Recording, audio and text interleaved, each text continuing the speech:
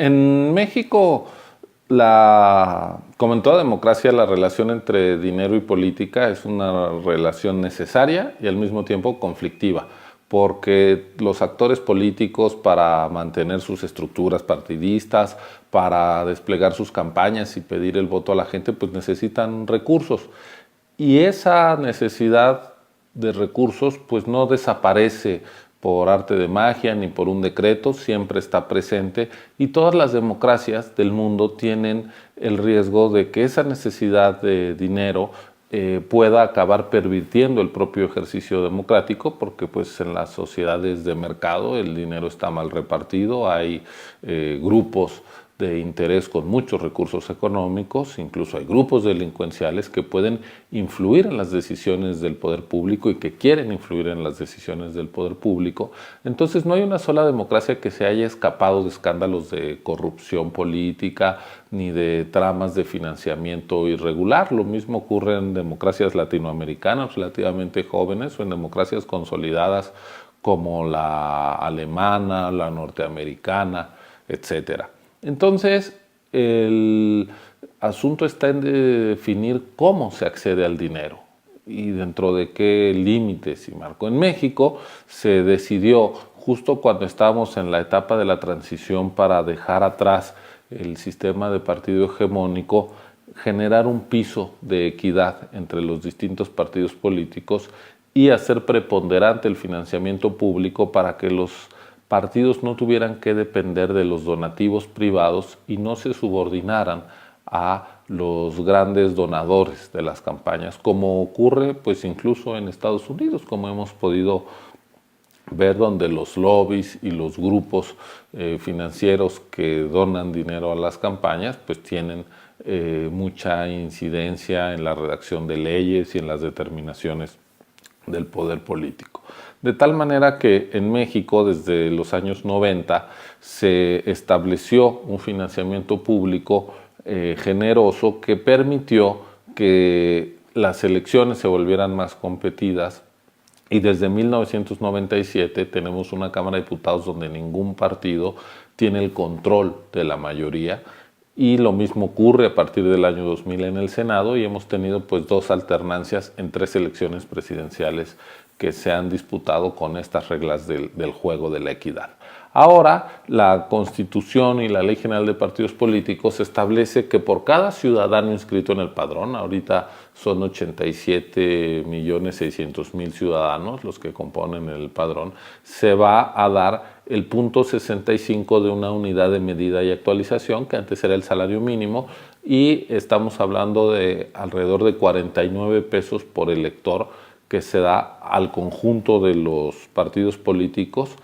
y en año electoral se da un 50% adicional. Por cada peso que reciben de financiamiento ordinario los partidos, en 2018 recibirán 50 centavos más. Esta cifra, multiplicada por 87.600.000 ciudadanos, nos da un monto muy alto, que son casi 7.000 millones de pesos, 6.788 millones de pesos, que al INE le corresponde aplicar la fórmula y solicitar el financiamiento a la Cámara de Diputados, pero el INE no gasta ese dinero. El INE es simplemente pues una ventanilla donde los partidos retiran ese dinero. Ese no es dinero del INE, es dinero directamente de los partidos políticos. Yo creo que si bien es necesario que haya un piso de financiamiento para los partidos políticos, también es posible discutir los montos, porque a partir de 2014, cuando se crea la Ley General de Partidos Políticos, ahí se aprobó una disposición para que el financiamiento que dé el INE se replique en los estados. Entonces tenemos esta cifra prácticamente multiplicada por 2, vamos a llegar a cerca de 13.000 millones de pesos en 2018, y esta disposición legal se aprobó sin mayor discusión, sin que se hubiera considerado en la exposición de motivos de la creación de la ley, y a mí me parece que ahí hay una ventana de oportunidad para reducir eventualmente el financiamiento público de los partidos.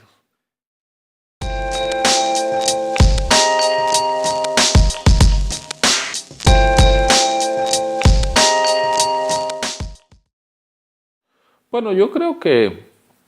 el sistema electoral mexicano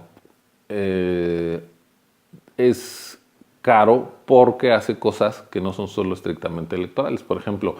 el presupuesto del INE, más de una tercera parte del presupuesto operativo se va en la credencial para votar, en mantener actualizado el padrón, en estar entregando credenciales. Cada año entregamos más de 16 millones de plásticos porque la gente pues cumple 18 años, llega a perder su credencial, se cambia de domicilio. Entonces, la credencial para votar en realidad es nuestra cédula de identidad ciudadana, la usamos todos los días para ir al banco a hacer un trámite, para identificarnos en distintos lugares, para tomar un avión, etcétera, etcétera. En otros países donde hay documento nacional de identidad o cédula de identidad ciudadana, quien la expide es el gobierno. Entonces ese no es un costo que se contabilice como electoral. Como en México no había confianza en que una institución que no fuera autónoma generara la credencial para votar, pues ahora es una identificación muy creíble que usamos todos los días. Yo creo que ese es un aporte que se hace desde el INE a actividades que no son estrictamente electorales y sin embargo ese monto se contabiliza como gasto estrictamente electoral cuando no lo es.